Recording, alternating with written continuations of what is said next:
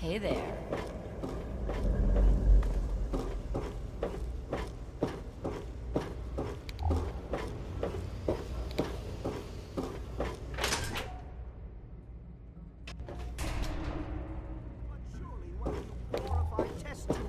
Can assist me. For the most advanced scientific center in the capital wasteland, I find your... You there. What are you, some kind of lab assistant? No, you look a bit more weathered. Are you by any chance for hire? To the point. I like that. Well, as it turns out, I've misplaced some very sensitive property.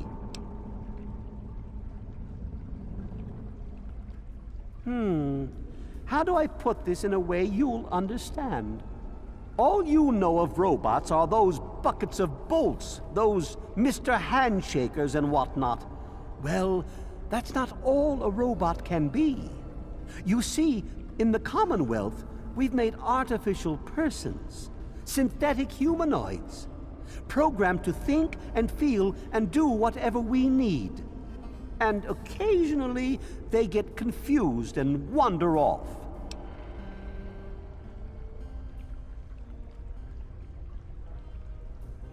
Nonsense!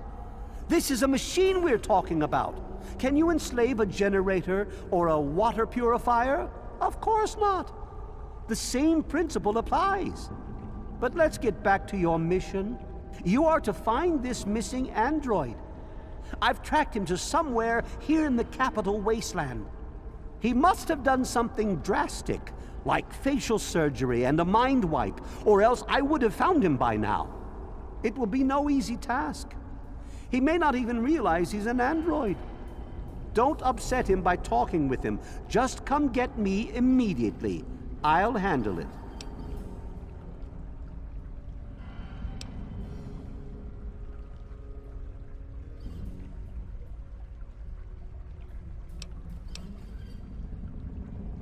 I'm sorry, it slipped my mind.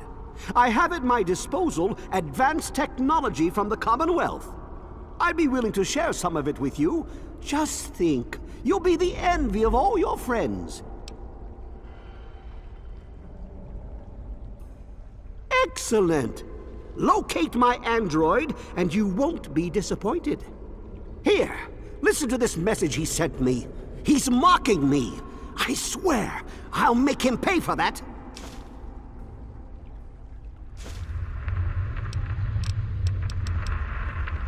Forget everything you know about robots. Those buckets are mere children's toys compared to the real thing.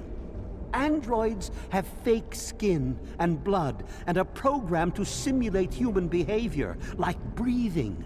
They can even eat and digest food realistically.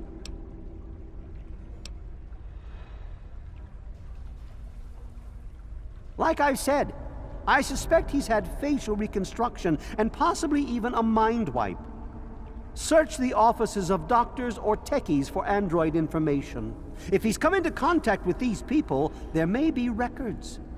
Start with Dr. Preston. He lives on this leaky boat. See if he knows anything. He's a doctor, after all. Now, if you'll excuse me, I'm busy trying to ignore my surroundings.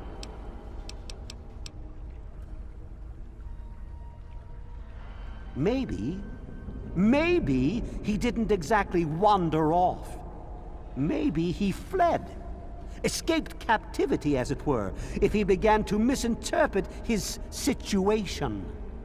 It's possible my android sought to forget his previous life, wipe away all memory, all guilt, trick himself into believing he really is human. So no, he may not be just an ordinary robot, but he's certainly not human, no matter how badly he wishes it so. I made him. I want him. End of story.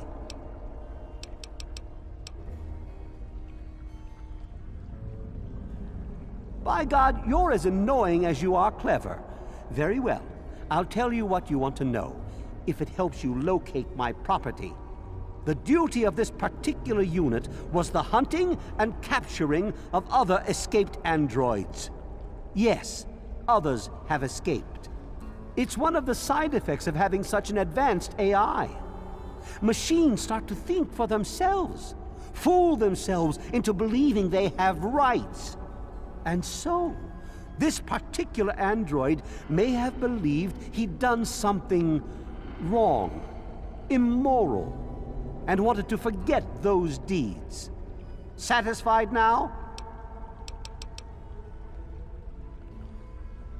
This particular android, designation A321, is different, special, the most advanced synthetic humanoid I've ever developed. The others, like my escort Armitage there, are all older models, easily replicated. But A321, it will take years to recreate him. So you see, this android must be located at all costs. The others are all acceptable losses, but A321, he is irreplaceable. The Commonwealth itself is nothing but a war-ravaged quagmire of violence and despair. Inside the sealed environment of the Institute, however. But the Institute's affairs are none of your concern. Your undeveloped mind couldn't even begin to comprehend what we've accomplished.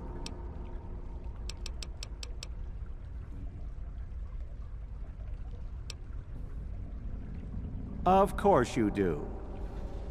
Good to see you. Lay a hand on Dr. Zimmer and I'll snap your neck like a chicken bone.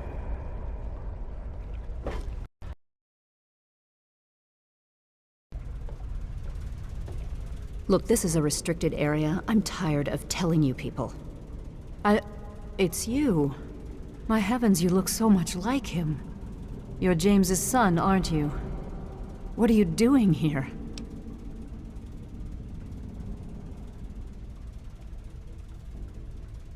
You were too young to remember, and I suppose James never spoke of me.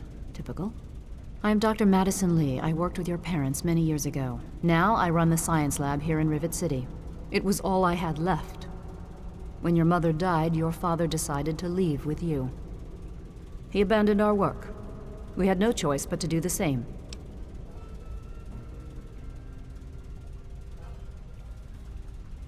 You mean you haven't? I assumed he sent you here. For that matter, aren't you supposed to be in a vault? James said he left you there.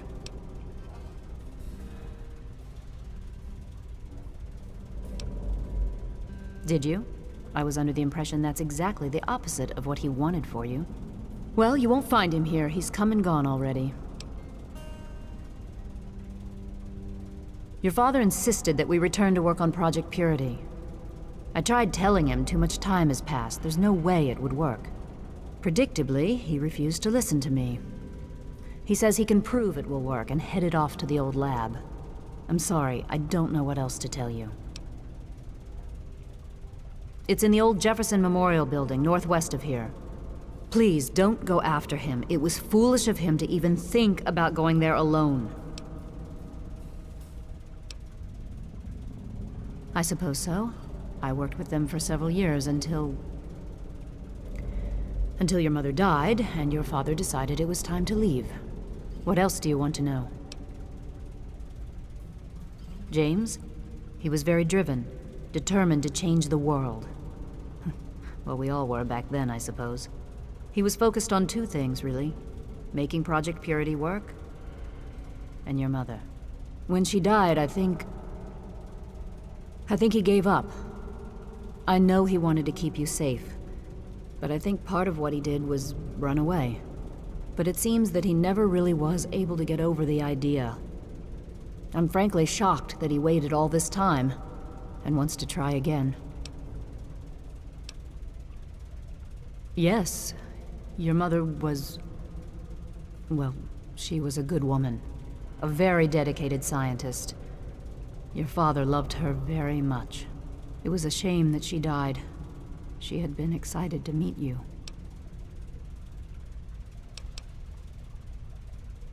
Complications from childbirth. None of us were expecting it. We weren't as prepared as we could have been. You have to understand, we were struggling with scavenged, derelict equipment. We did everything we could. Yes, well, I'm sorry it wasn't enough. Okay.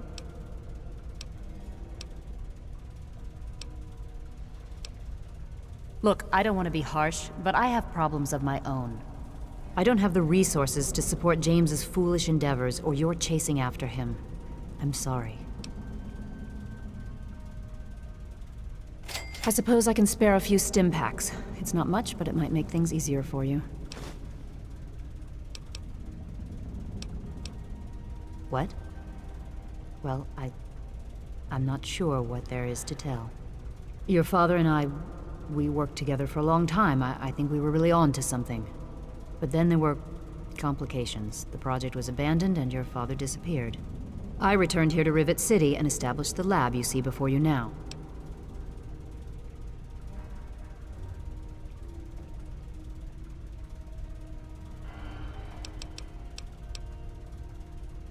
Project Purity, we called it. What do you want to know? It was simple, really. Fresh, clean water for everyone. Such a simple idea, and yet so impossible to realize. The plan was to build a facility that could purify all the water in the tidal basin at once. No radiation, no muck, just clear water. It just turned out to be more difficult than we anticipated. We had the basic principles down, we understood most of the science behind it, but the radiation in the area is so pervasive. Small-scale tests were fine, but anytime we tried to test the process on a larger scale, it was just too much. Maybe if we'd had more time, or better equipment. You happened. It wasn't just you. We had more problems than we could handle already, but your birth is what finally pushed it over the edge. Your father decided that you were more important than everything we'd been working for, and he left. He left all of us. Once he was gone, the Brotherhood decided we weren't worth their time anymore. Without their protection, we had to abandon the Purifier.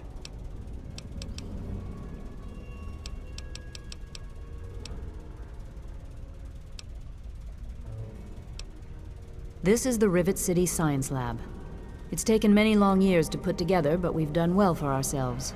Our work on portable fusion power and hydroponics are coming along quite nicely, if not quite according to schedule. That man doesn't have you looking for his pet android, does he? I've already told him to lay off it. He's distracting my entire team.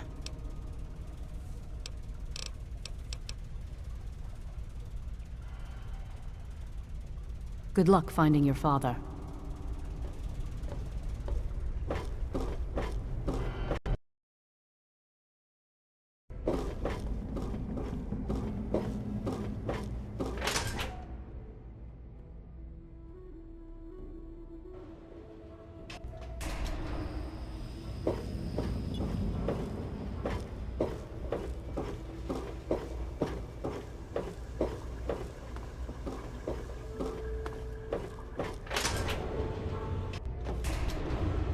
What are you looking at?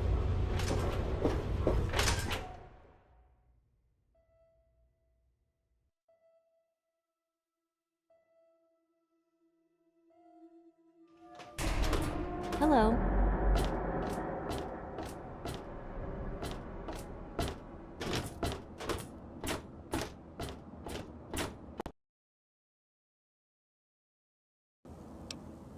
I scour the wasteland for the very best pieces of trash, the height of detritus, and the veritable pick of the litter. It's all valuable to someone. And I always make sure to make my rounds through Canterbury Commons. Their Mayor, Rowe, always has a place for a clever junk man like myself.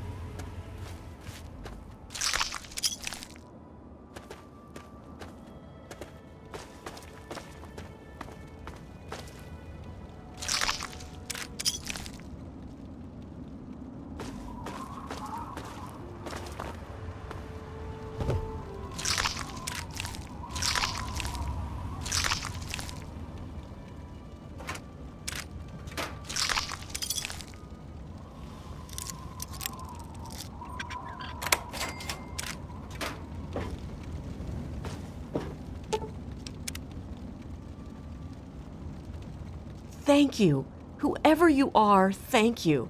The things they talked about doing to me. Look, I don't have anything to offer you except these supplies. I don't know why they didn't take it. Okay, if you say so. I can't thank you enough, stranger.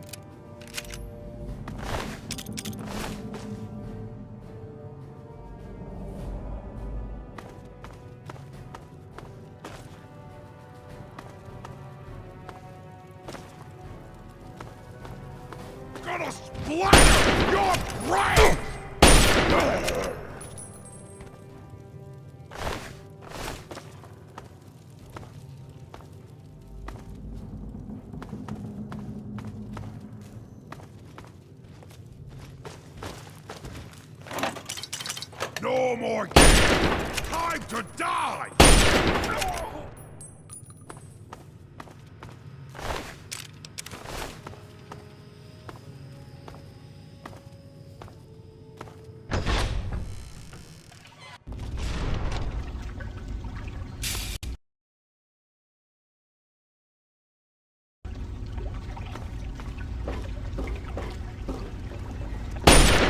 Trying hard!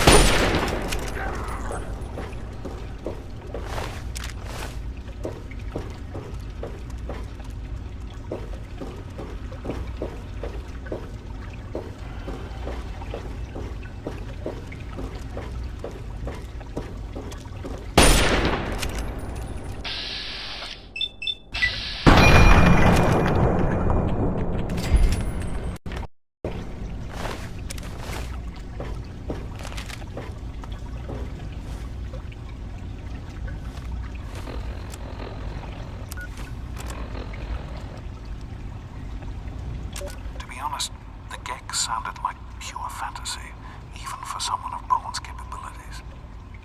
It was nothing short of a miracle. A terraforming module capable of producing life from complete lifelessness. But not only was this thing a reality, it was actually distributed to several vaults to be used after an atomic war. Vault 101 was, sadly, not on that list. I did some digging and discovered Braun's name on the reservation list for a Vault 112. I'm no slouch, but this man, he could have easily succeeded where I failed. Does his collected knowledge remain within the halls of Vault 112? Journals, holotapes, computer records, maybe even experiments. If I could gain access to just a fraction of Braun's genius, Project Purity would become a reality. Even in Vault 101, my work on Project Purity never really stopped. Soon after we arrived, my nightly routine included sneaking into the restricted areas, searching for, I don't know, whatever I could find. It was a Vault-Tec facility after all. The place was built with some of the most advanced technology this country had ever developed. Those excursions never turned up anything particularly useful. So, one night, after half a bottle of scotch, I broke into the Overseer's office.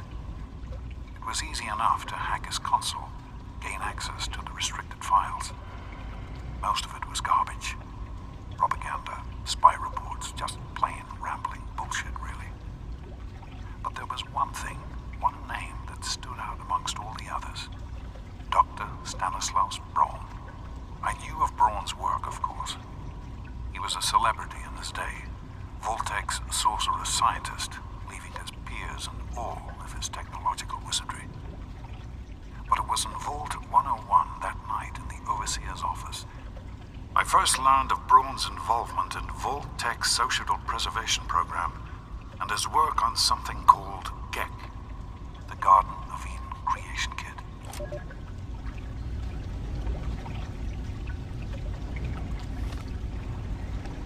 I'm off to Vault 112 to search for anything of Braun's that might help me get this purifier up and running. All I know is that it's west of some place called Evergreen Mills, and it's well hidden in some sort of garage. But I'll find it. I have to. It's so close, but that's the story of Project Purity, isn't it? An eternity of almost theirs. Let's see if Braun has the missing puzzle piece.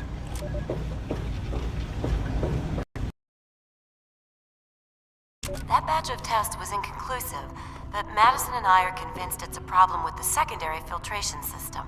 We're going to recalibrate the equipment and try again tomorrow, so that... James, please. I'm trying to work. Now's not the time. So that's the next step. Assuming we get the results we need, we'll move on to... James! Stop! I need to finish these notes. We'll move on to diagnosing the issues with the radiation dampeners. That should... Ow! James! Now? We really shouldn't.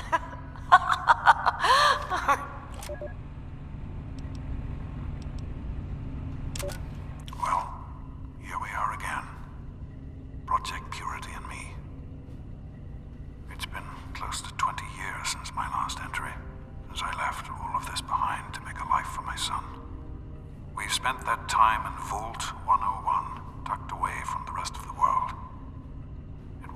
perfect, but it was safe.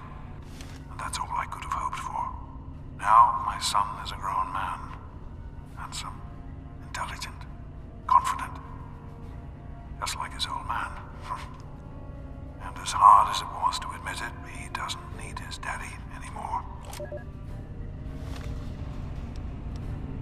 So, here I am, back where it all began. Project Purity. God, we wanted to change the world. We really thought the waters of life could be a reality. And that's why this is a momentous occasion. Because even after 19 years, I still believe it. Project Purity can and will be operational. This is just the beginning. This is day 2 of my attempt to resurrect this project. I've got one of the portable fusion generators up and running, but it's just enough to power the emergency lighting and a couple of other systems. That will serve for now, but I'll need help powering up the mainframe. Time to visit Madison at Rivet City. I spoke with Dr. Lee, Madison, at Rivet City. It went about as well as I expected. That is to say, she thinks I'm completely mad. How can I blame her? She's got her own life, her own team, and is making real, tangible scientific progress. Here I come again, the very paragon of failure and false promises. But the reality is, I need Madison and whatever scientific team she may have assembled. I can't do this myself. Project Purity is bigger than me. It always was. And without Catherine, God, I can't let this die. Not again. Not like this.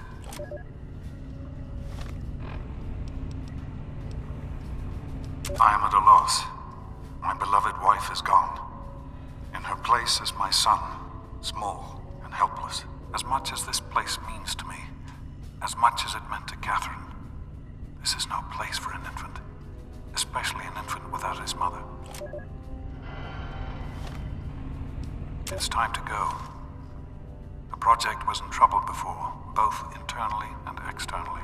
Progress has come to a halt, both because our recalculations have gotten us nowhere, and because the mutant attacks occur several times a day. I regret that it has come to this.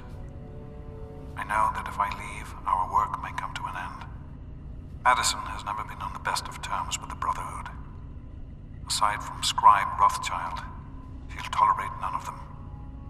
If she's the one dealing with them, who knows what will happen? It breaks my heart to go.